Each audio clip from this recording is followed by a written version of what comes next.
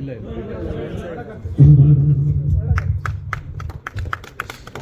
Thank you so much. Shivanna ಅವ್ರು ಹೇಗೆ ಅನ್ಸೋದು? ಉಪ್ಪಿ ಸರ್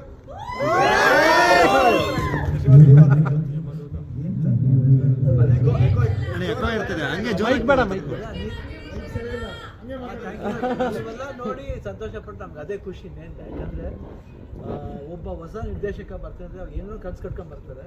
ಅದು ಅರ್ಜುನ್ ಜನ್ಯ ಮ್ಯೂಸಿಕ್ಲಿ ಆಲ್ಮೋಸ್ಟ್ ಒಂದು ಮ್ಯೂಸಿಕ್ ಮಾಸ್ತಿಕ ಅಂತ ತಪ್ಪಾಗಲ್ಲ.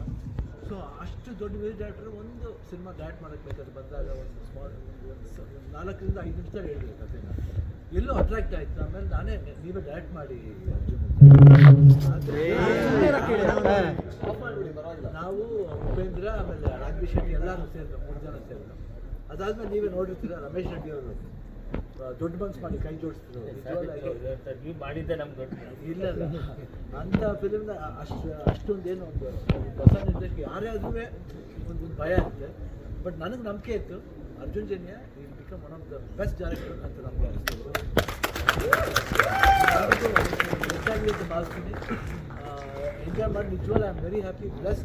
ಯಾಕೆ ಇದು ನನ್ನ ಸಿನಿಮಾ ನನಗೆ ತುಂಬ ಇಷ್ಟವಾದ ಪಾತ್ರ, ಎಲ್ಲ ಪಾತ್ರನೂ ಇಷ್ಟ ಆಯಿತು.